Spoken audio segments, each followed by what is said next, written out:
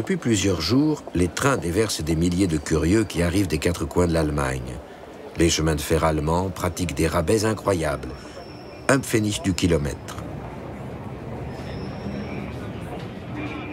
L'organisation de loisirs du parti, la force par la joie, tel est son nom, a pris les choses en main pour faire venir les foules dans la capitale.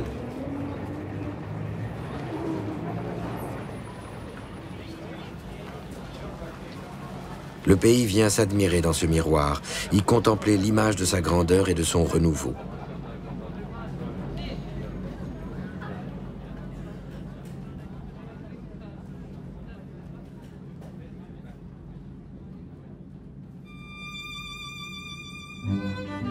« 500 guides et traducteurs ont été recrutés.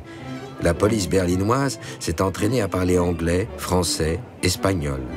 Le comité d'organisation allemand a éduqué les Berlinois à la patience et à la politesse, jusqu'à l'art de céder sa place dans le métro.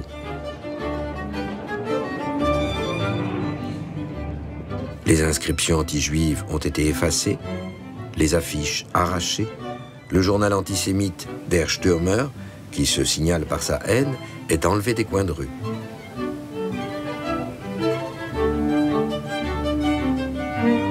Tous les prix augmentent en Allemagne, car la viande, les légumes, les fruits, tout va à Berlin qui doit avoir l'air du pays de cocagne.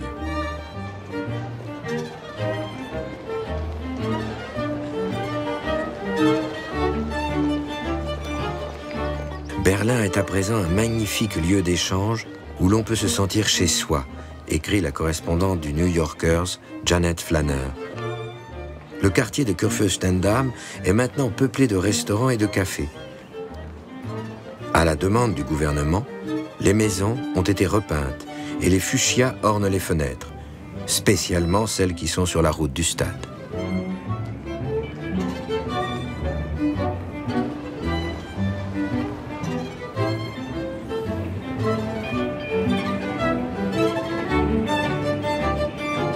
Les Berlinoises ont le droit d'avoir à leur robe un ourlet de 5 cm plus court qu'avant.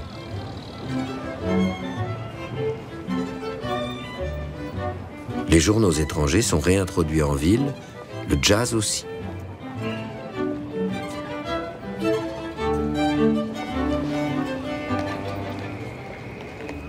Depuis quelques mois déjà, l'objectif officiel est de rassurer. On demande même aux diverses polices omniprésentes de restreindre le port de l'uniforme pour ne pas effrayer les visiteurs. Le centre de la Kripo, la Kriminalpolizei des JO, est maquillé en centre d'information. Seules des femmes y travaillent.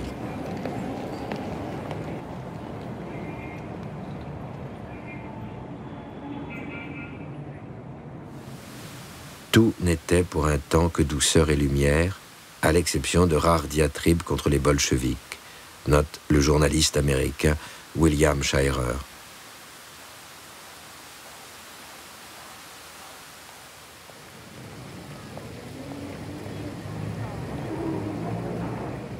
Des écrans de retransmission par télévision sont même installés dans une quinzaine d'endroits de la ville.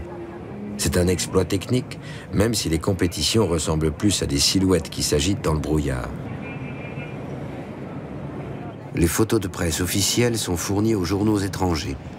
Les retransmissions radiophoniques sont écoutées par 300 millions d'auditeurs à travers le monde.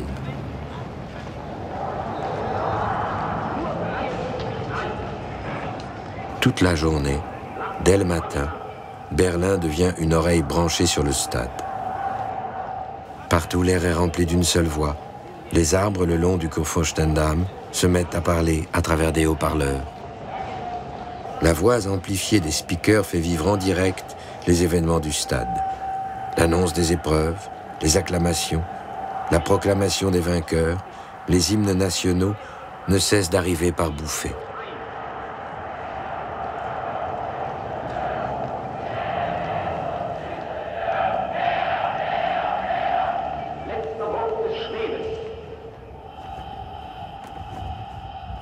Leni Riefenstahl tourne Olympia, les dieux du stade, le film officiel des Jeux. Elle raconte qu'elle fut très surprise que Goebbels ait décidé de le financer intégralement en expliquant que le film constituerait une excellente réclame pour le Reich et qu'il relevait donc de son ministère. Ce qui fut fait à travers une société écran donnant jusqu'à aujourd'hui l'illusion de son indépendance.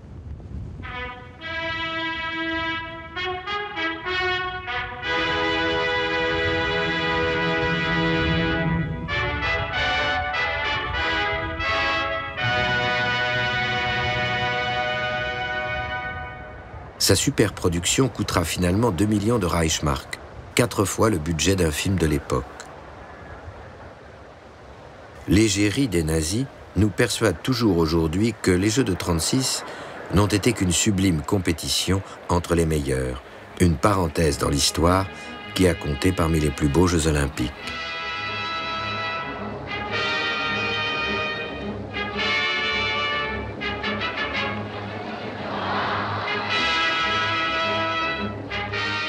Cette beauté, le film de Leni Riefenstahl doit la promouvoir au-delà des épreuves.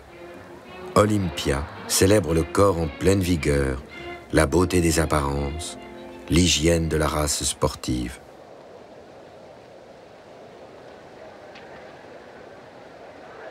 Fascinée par la liberté des corps, la souplesse, la grâce, la force, peu importe pour elle la couleur des peaux, Leni Riefenstahl nous marque car elle filme le sport d'une manière très novatrice pour son temps.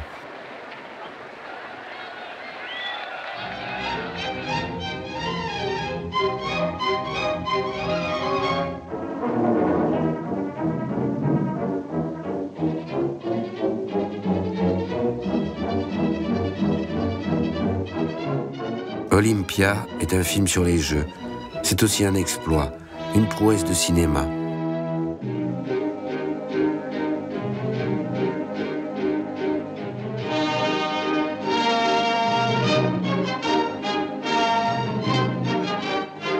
Leni Riefenstahl fait creuser des fosses dans le sol du stade pour filmer ce qui se passe à ras de terre, pour être au niveau de la piste.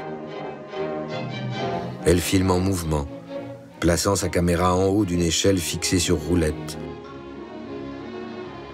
Elle filme au ralenti. Elle exalte la chorégraphie du geste.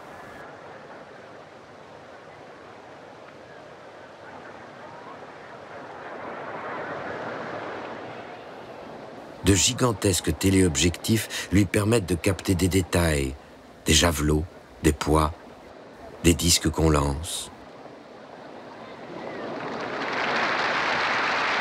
41,80 Meter. Le stade est devenu son studio de tournage.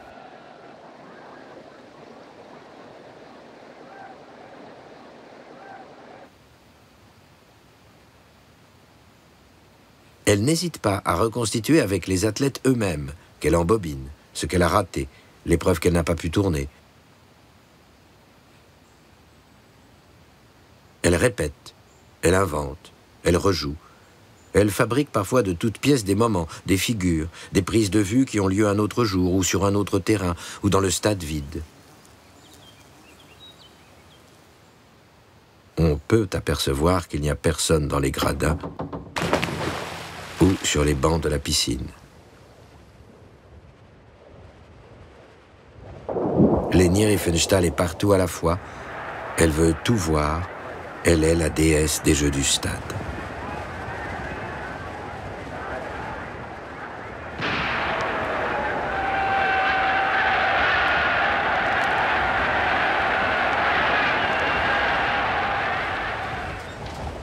Mise en scène dans la mise en scène, rouage de la grande machine du spectacle de masse, monument d'images, Olympia ou les dieux du stade amènent notre mémoire à confondre les Jeux de 36 et le film de Riefenstahl, à oublier le personnage essentiel de cette fête, celui qu'elle ne montre qu'à peine pour ne pas être accusée d'être à son service, celui à qui cette fête est dédiée.